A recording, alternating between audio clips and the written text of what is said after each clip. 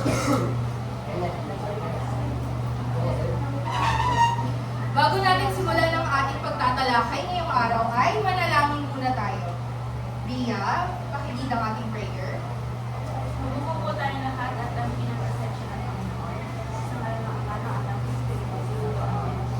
Anak ng Espiritu Santo. Amen. Ang ating Magandang buhay, grade 8 fortitude. Okay, bago kayo umupo ay pakipulot muna ang mga maliliit na kalat sa ilalim ng inyong upuan at pakitago ang mga bagay na wala namang kinalaman para sa ating klase. Maaari na kayong maupo.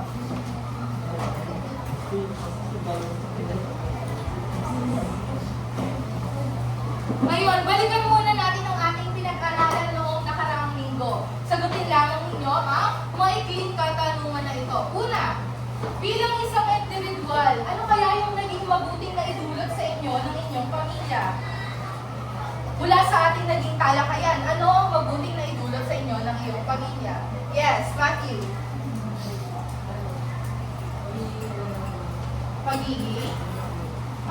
Sila ang nagiging iyong unang guro. May iba pa bang kasagutan? Yes, Bria. Yes, sila ang nagbibigay sa atin ng emosyonal na suporta. Ngayon, bilang isang pasasalamat sa mga mabubuting na idulot nila sa inyong sarili ay, paano kaya natin maipapakita ang ating pasasalamat sa kanila? Kung nakatanggap kayo ng kabutihan mula sa inyong pamilya, paano mo sila mapapasalamatan? Sky? Mag-aaral ng mabuti. So, yung sinabi ni Sky, isa siyang halimbawa ng paraan ng kanyang pasasalamat. May iba pa bang kasagutan? Yes, Gia. Pag-thank you or magsasabi ng pasasalamat sa mga mabubuting na idulot ng ating pamilya sa atin. Yes, sige.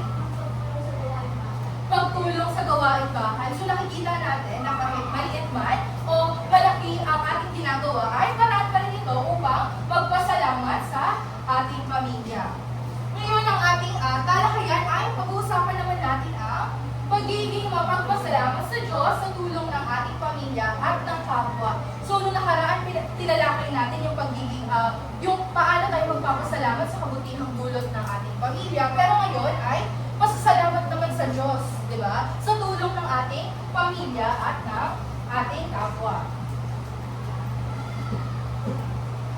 Para sa araw na ito, mayroon tayong tatlong dalawin. Una, ay makapagbigay kayo ng mga halimbawa ng mga iba't ibang paraan paano kaya tayo magpapasalamat sa Diyos na base sa natutunan ninyo mula sa inyong pamilya at ng inyong kapwa. Ikalawa ay makipaliwanag ninyo ano nga ba yung kahalagahan ng pagiging mapagpasalamat at pagpapakubaba sa Diyos at ang huli ay makapaggawa kayo ng simpleng paraan kung paano nga ba ninyo pasasalamatan ng Diyos sa tulong ng inyong kapwa at ng inyong pamilya. Ngayon, meron tayong papanoorin na maikling video at pagkatapos nito ay sagutin lamang ninyo ang mga katanungan.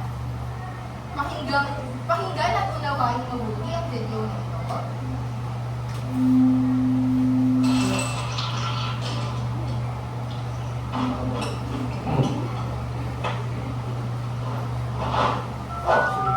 This cereal is delicious. Thank you. Thank you.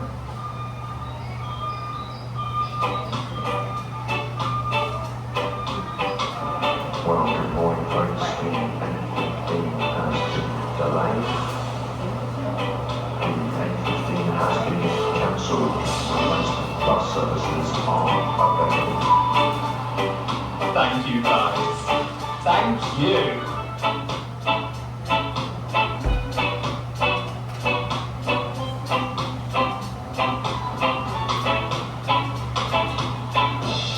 tayo.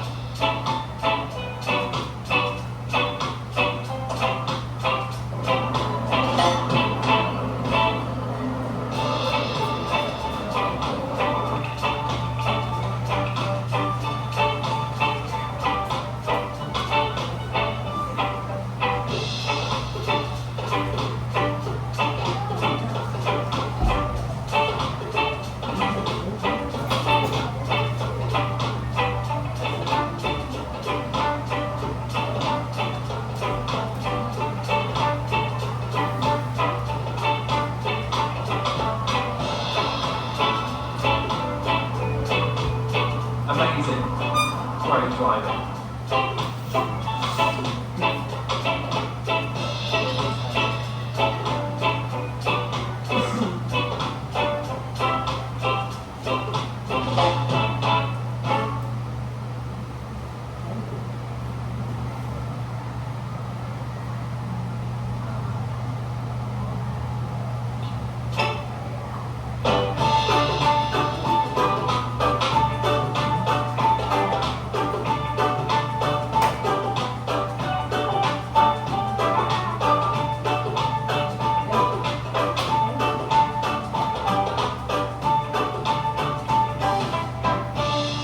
Oo.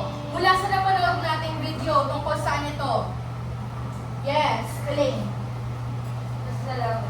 Tungkol sa pasasalamat, ano ba yung ginagawa ng tao or ng lalaki na nandun sa ating video? Yes, Kane. Nagde-thank you, no? So, sa tingin niyo, bakit kaya mahalaga na magpasalamat tayo sa mga biyayang natatanggap natin? Or kaya naman kapag nakakakuha tayo ng iba't ibang tagumpay sa ating buhay?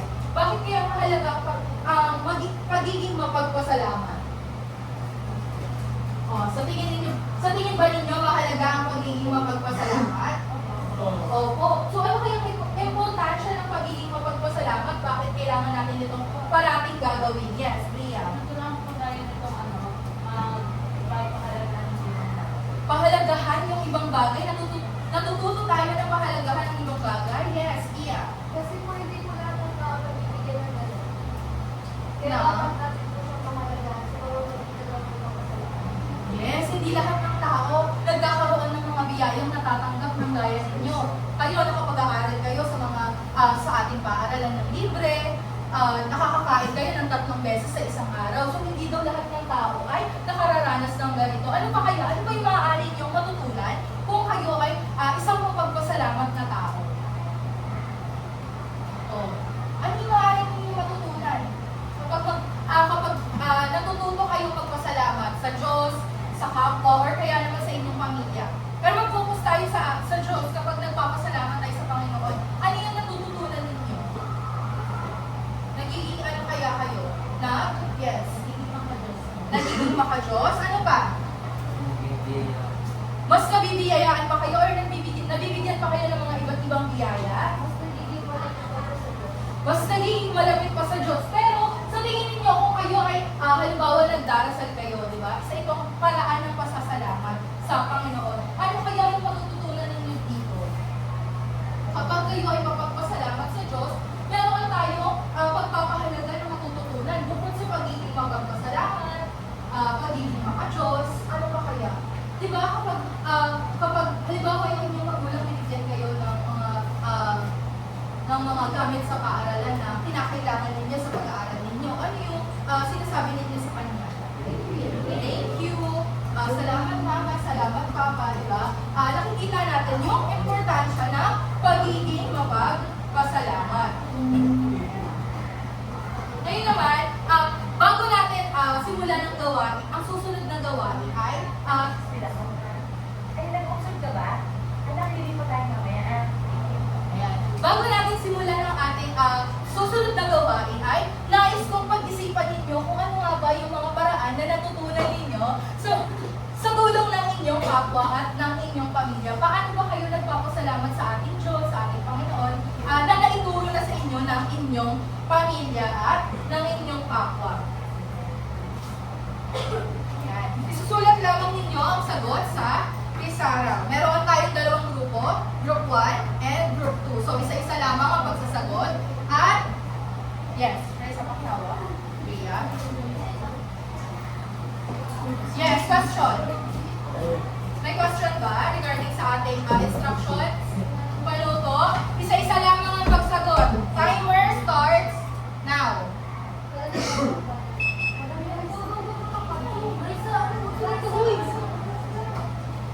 Paraan ng pasasalamat na naitulong sa inyo ng inyong pamilya at kapwa.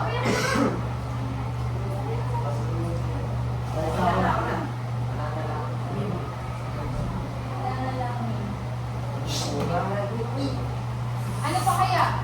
Sige, si Ma'am, bibigyan mo yung chocolate kay Matthew. May isa sa ito. Radyo ko.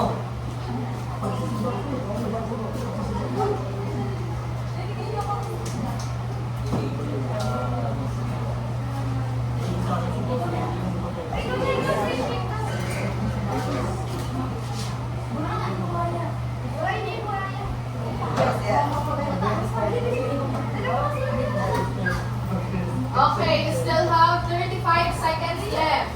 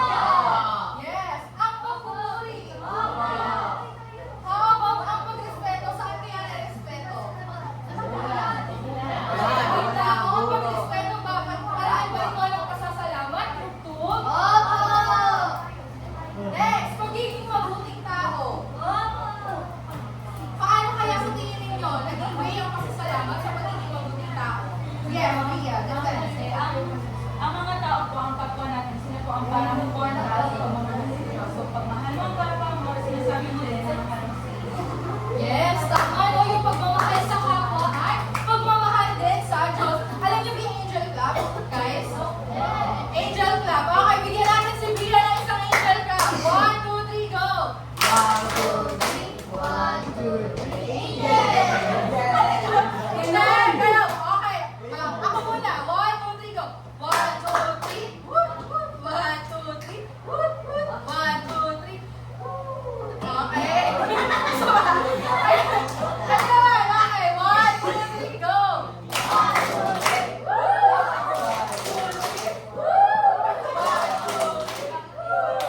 Okay, next. Ang pag-iisip. Positibong pagkakaroon ng positibong pananaw. Sa tingin ninyo, parang ba ito ng pasasalamat? Yes. How about ang pagmamahal sa pamilya? Yes. Yes. Okay, then check naman natin yung kabila. Ang magaling sa pagrespeto. Pagrespeto. Pagrespeto. So, check na natin yan. Magulang ba ito? Pag-iigalang. Yes. At pag-iigit. Mabait. And then, pagtulong saan? Sa kapwa. Pagtulong sa kapwa. Pagdarasal at pasasalamat bago kumain. Yes, pagdarasal na din. Pagsamba. Tama. Pananampalataya sa Diyos. Ngayon, yes. Ngayon, talakayan naman natin. Ano nga ba ang mga paraan ng pasasalamat sa Diyos? Batay sa ating curriculum or doon sa ating module. Ano kaya yung mga iba't ibang paraan ng pasasalamat sa Diyos? Una na rito ay, nabanggit nyo na kanina ang panalangin. Panalangin. So, paano kaya naging pasasalamat ang panalangin? Yes. Tapos pusong seryosong pakikipag-usap sa akin. Paano ka ba nananalangin? Nakaganon lang. Yes, tama naman, di ba? Nakaganon kasi Christian siya. So, gumagamit siya ng the name of the Father, the Son, the Anak, Tapos, anong sinasabi mo sa Panginoon kapag ikaw ang nananalangin? Salamat sa araw-araw. Yes. So sabi dito, taos puso daw. So dapat ang pakikipag-usap ninyo sa ating Diyos ay taos puso at ito daw ay seryosong pakikipag-usap sa ating Panginoon. So tingin ninyo kung sa masasalamat, ano pa dapat yung pinagdarasal natin? Aliyah.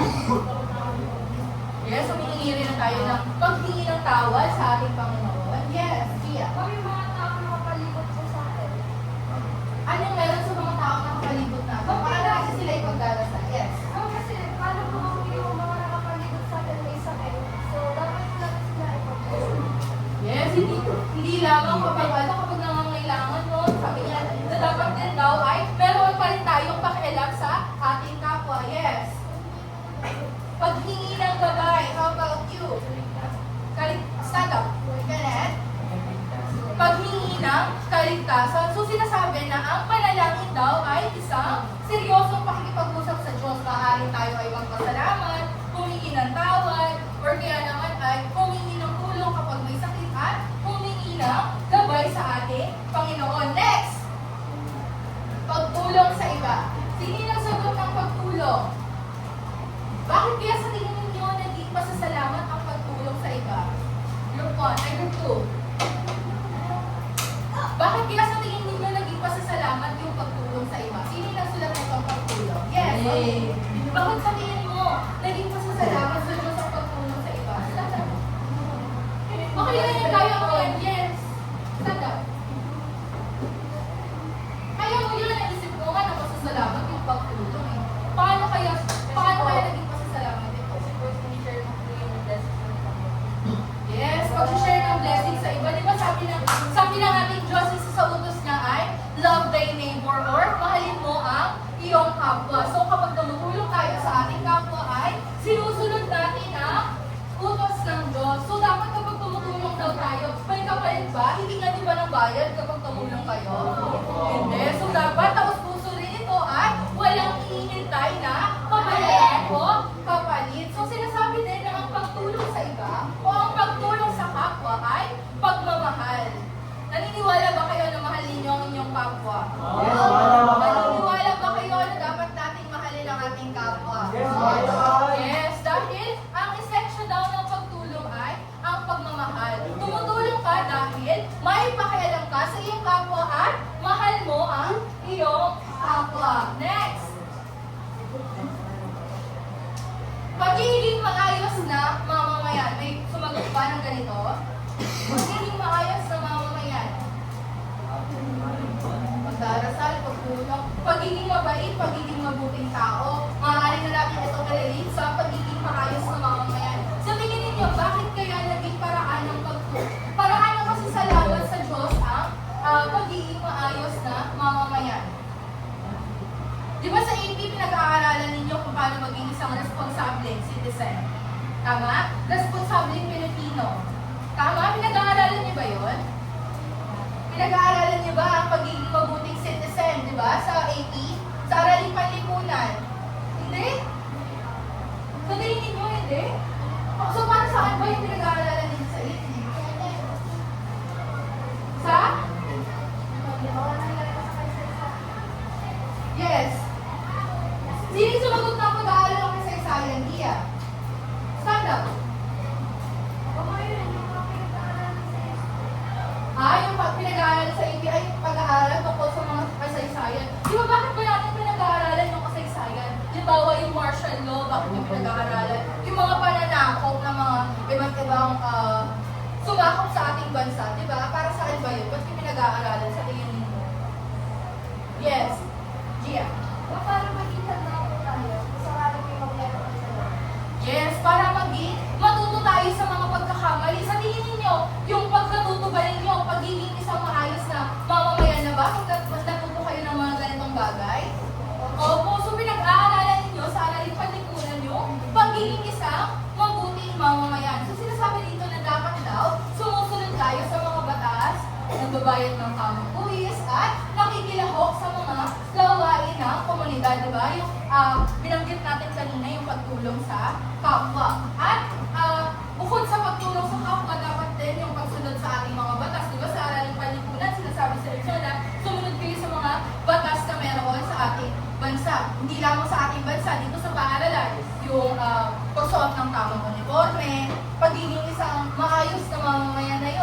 pa? Pagsuot ng ID, at pagpasok sa tamang oras. Ikatlo naman ay may nagsagot pa nito sa tingin ninyo, pag-aalaga ng kalikasan. Meron ba? Wala. So sa tingin ninyo, ang pag-aalaga ba sa kalikasan ay maituturing na pagmamahal sa Diyos? Opo, bakit kaya? Kenneth? May gumawa ng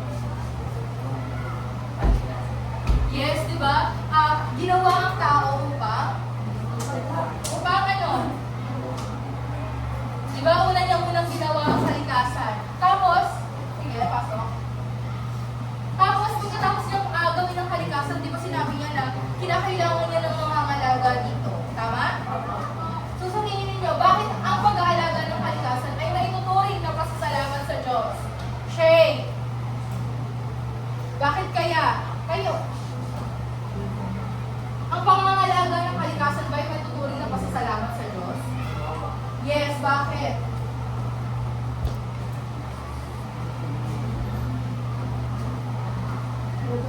Sige, Sky, tulungan mo si Shay. dahil siya po nang gumawa ng kalikasan. Yes, dahil siya yung gumawa ng kalikasan, so kinakailangan niya ng mangangalaga sa kalikasan. So yung pagiging responsable sa paggamit ng biyaya ng kalikasan ay maituturing na paraan ng pasasalamat natin sa ating Diyos. Next! Pakibasa nga. Pagiging mabuting halimbawa. Pagiging mabuting halimbawa. So sa tingin ninyo, sino ba yung mabuting halimbawa kaya na tinutukoy dyan? O, bago maging kayo, sino? Magulang, di ba? Yung pamilya ninyo muna, yung nagturo sa inyo na pagiging mabuting halimbawa. So, paano ba natin may papakita yung pagiging mabuting halimbawa? Kayo, di ba, ate, nagpumila kayo sa tahanan ninyo. Paano ninyo may papakita ito? Wala ba ibang kamay? Yes, Terry. Paano may papakita ang pagiging mabuting halimbawa? May kapatid bang nakagawa ka? Ayun. Ay, ito ang pinakabunso. Pero dito sa classroom, paano mo kaya may papakita ang pagiging mabuting halimbawa sa iyong mga kabag-aral? Ayun. Yes, sa iyong dito sa classroom. Ano yung dapat mong gawin para maging isang mabuting halimbawa sa iyong kabag-aral?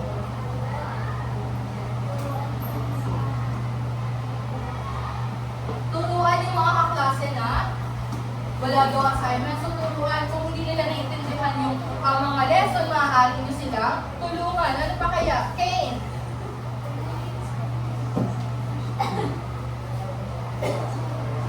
Paano mo may papakita ang pagiging mabuting halimbawa kung may nakababata ka man na kapatid o kaya dito sa ating classroom?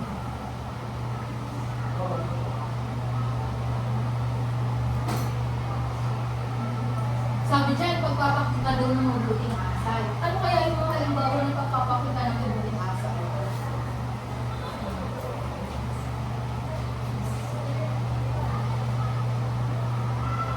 Yes. Meron pa bang ibang gustong sumagot? Gustong tulungan si Kane? Yes.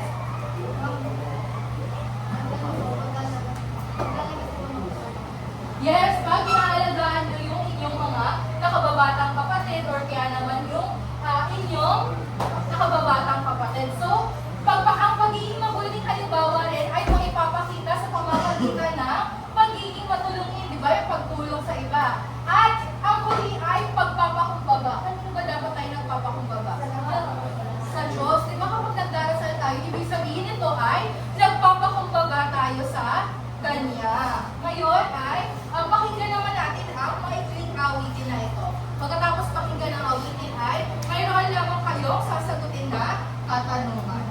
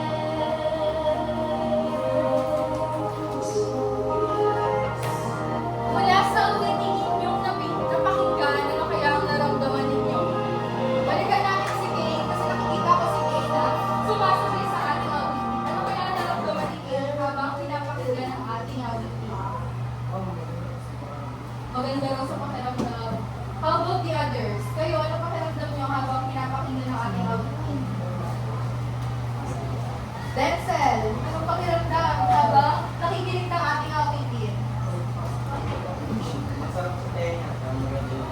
Maganda yung lyrics. Sa tingin mo, bakit maganda yung lyrics? Ano ba sa tingin mo, yung nakabukaw ng inyong damdamin doon sa lyrics ng kanta? Salamat. Pagiging mapagpasalamat saan? Sa? Yes, pagiging mapagpasalamat sa Diyos. O, balikan natin. Bakit muli mahalaga maging mapagpasalamat sa mga biyayong ating natatanggap? Di ba doon, sinasabi, ano yung sabi sa kanta? Ano yung pinakatumatak sa inyo na linya ng kanta? Yes. Yes.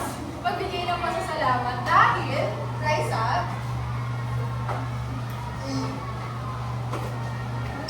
give thanks dahil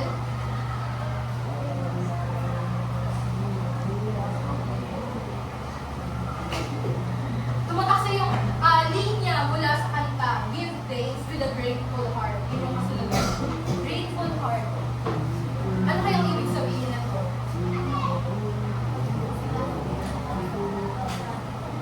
Yes, pagpapasalamat na. Taos puso, di ba kanina pa natin binabanggit na dapat tuwing nagpapasalamat tayo sa ating Diyos, sa ating Panginoon ay dapat laging ano ulit? Taos puso or hindi labag sa inyong loob, dapat hindi ninyo ito ginagawa katatawanan. Di ba yung pagdarasal? Minsan kapag nagdarasal, yung iba galaw ng galaw, tama ba yung ganong gawain? Hindi po. Ano dapat ginagawa kapag nagdarasal? Tahimik lang, dinadamdam yung presensya ng Panginoon, diba? Ngayon, kung may pag-aalayan kayo ng kantang ito, kanino nyo kaya ito gustong iparinig? Really? Parents. Kanino exactly? Yes. Marcelino. Taga, kanino mo gustong ialay ang awitin na napakinggan mo? Sa sarili. Bukod sa iyong sarili, kanino pa? Magulang ko. Magulang. Bakit kaya? Bakit? Bakit mo gustong ialay sa magulang mo yung kanta mo? Kasi?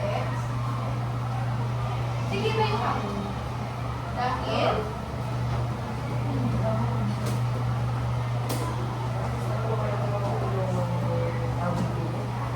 Yes, di ba? Para matutunan din ng inyong magulang yung essential ng pasasalamat sa Panginoon. Kung hindi man vocal yung inyong magulang sa pasasalamat sa mga biyayang kanilang natatanggap, na natatanggap ng inyong pamilya, maging ng inyong sa kapwa, maaari ka din i-alay ito sa inyong kaibigan, di ba? Para matutunan din nila yung pasasalamat sa ating Diyos. Ngayon, pakilabas ang ating mga big notebook.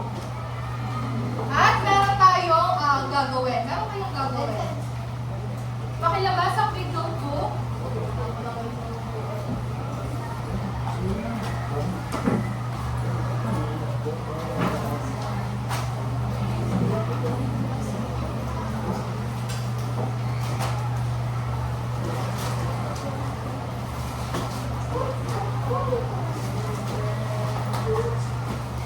Okay na, maaari na umupo.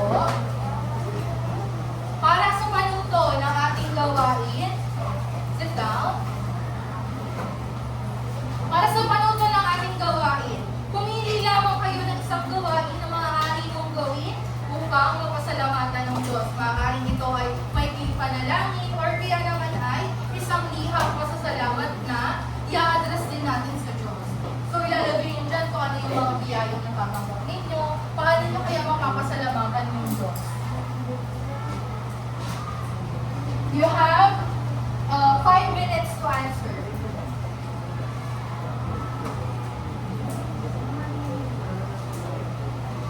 Yes, mamimili lamang kayo ng isa. Ano kaya yung gagawin ninyo?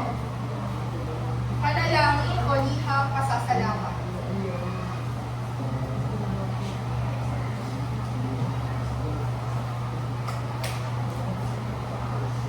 Yes, mamaya ay ibabahagi ang inyong kasagutan.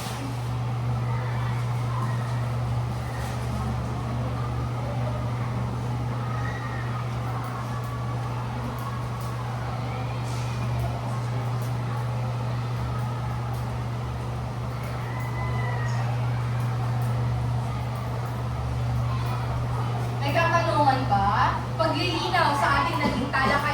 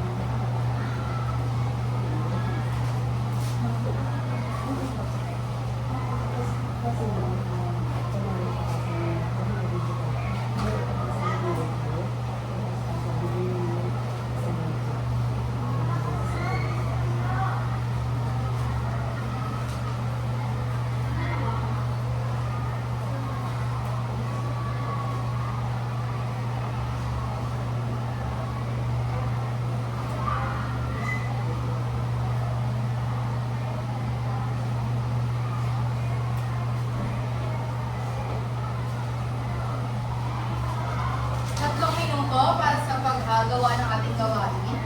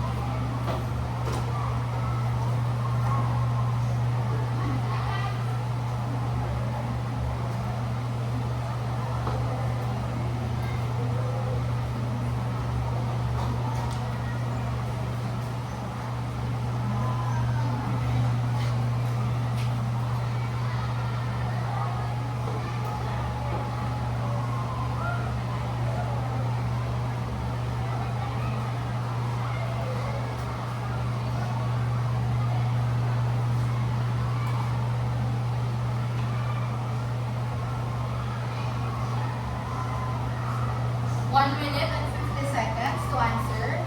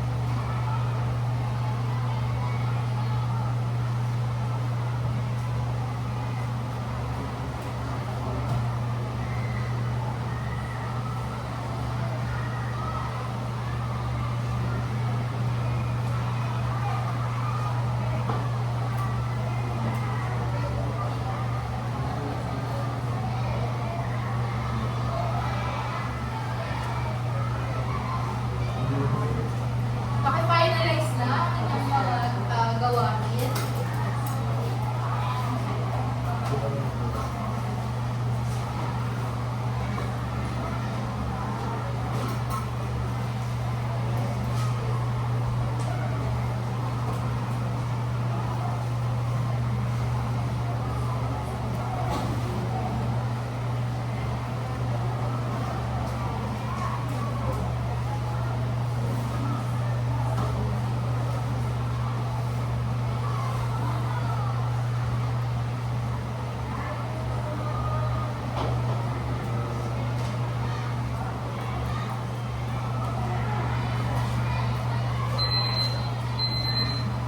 Time's up. Okay, sino ang pumili ng limang pasasalamat? Sino naman ang pumili ng panalangin? O, si Shay, maaari mo bang ibahagi ang iyong gawa? Ano ang iyong pumili? Kayo. Maikling panalangin. O, pakibasa ang maikling panalangin ng pasasalamat.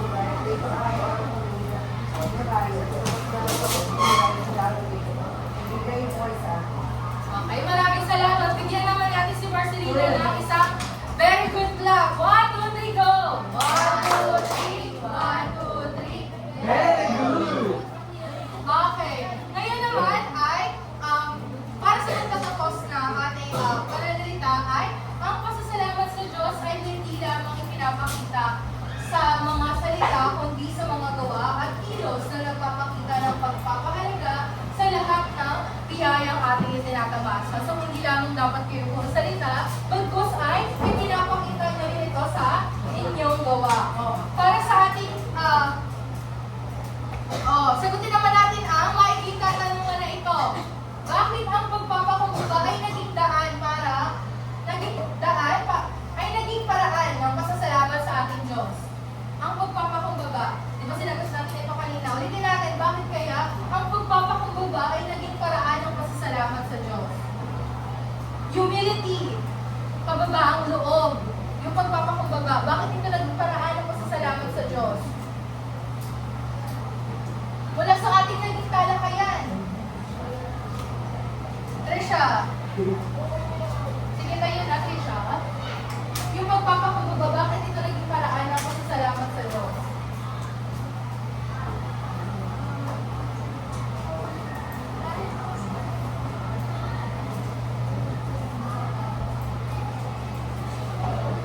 Sige, may maaari kong tumulong kay Trisha. Gia. Dahil kung may pagpakumbaba tayo, ay iwasan ko lang yung bigas na sabi ng mga Yes, dahil maaaring kung nagpapakumbaba tayo ay